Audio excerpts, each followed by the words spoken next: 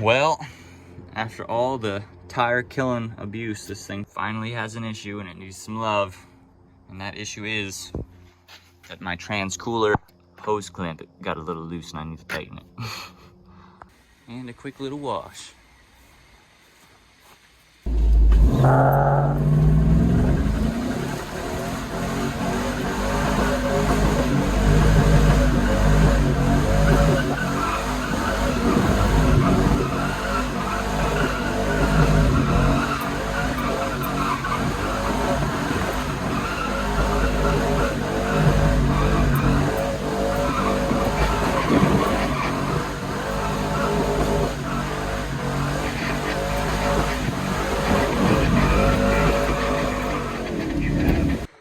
Another thing about these GMT 800 trucks is they have a nighttime daytime sensor on the dash, and that literally tells how bright it is out, and if it's dark enough, those automatic headlights will come on even with your headlights off, and they will not shut off. Like, they're just, that's off. So the first trick is 1, 2, 3, 4.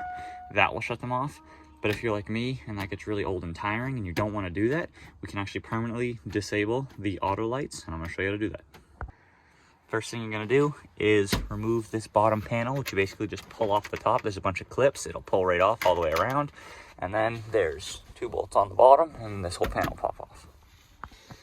Snagging me right down in the goodies. Basically, these 3 plugs, don't know what the person cut here before, because I didn't do that. That was previous from another different owner. You can actually take this white one and one of these gray ones and put a resistor, or you can just go straight to this one and unplug 2 of them. I'm going to do the unplug way because that's a lot easier, and I don't want to go buy resistors, so I'm going to do that. But before I unplug this, I'm just going to disconnect the battery to be safe. So once you get that clip out, you're going to need a little pick of some sort, so you can just pull off these little tabs so this blue clip comes off.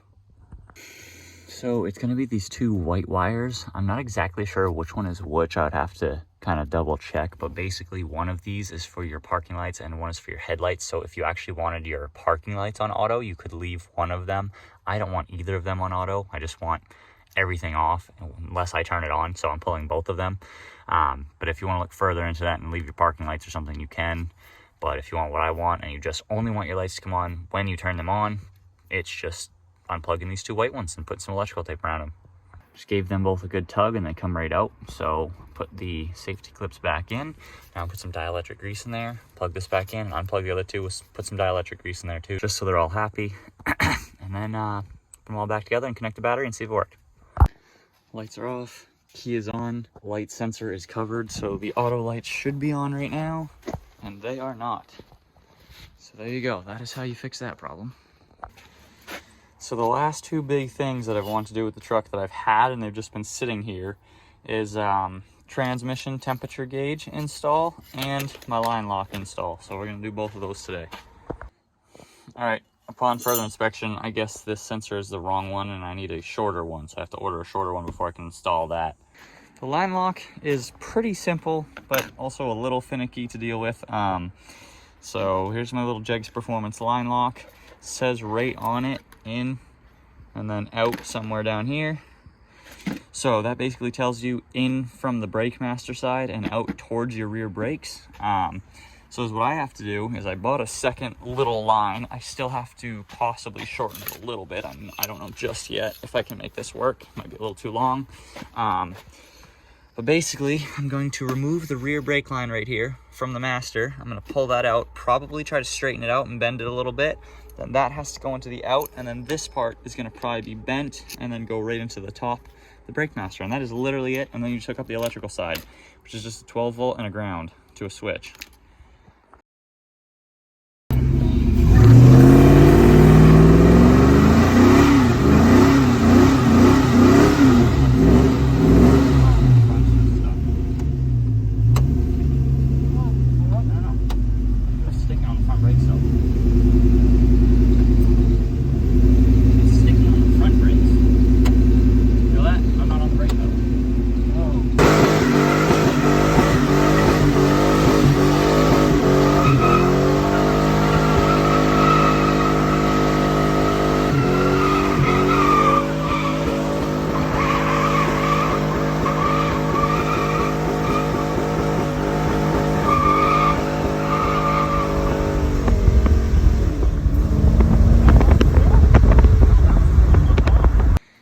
you guys remember, we did put a power steering pump in this truck like a week or two or something after I got it, and it blew out pretty fast, just because it was a reman, I think. So I've got another one to put in it, so I'm doing another power steering pump right now.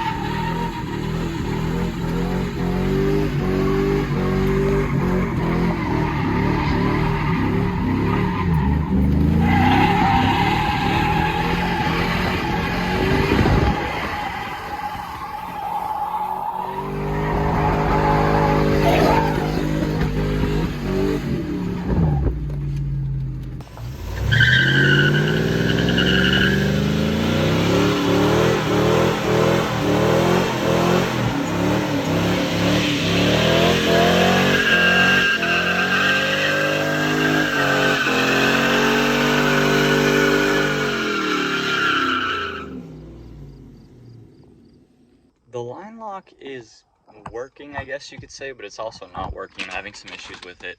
When I turn the line lock on, I make sure I'm not pressing the pedal at all so that there's no pressure in the system. And then I flick it on, basically cuts off pressure to the rear brakes.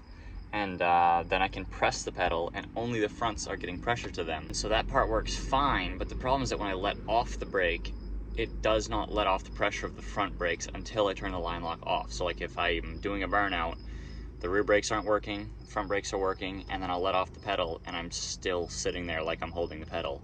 So the front brakes are sticking for some reason. And I've looked into it a little bit. It seems like, you know, there's no leaks and there's no air in the system. I think it's something to do with the ABS box or some kind of proportioning valve or something weird. But basically I'm going to move the line lock from right near the brake master to down under the truck behind the ABS box, actually in front of the rear line, so that there's no ABS box stuff to go through or anything. It's just straight up the pressure that would come into that rear line is going to be shut off. So I think that'll fix it. Hopefully it will, but we'll find out next video.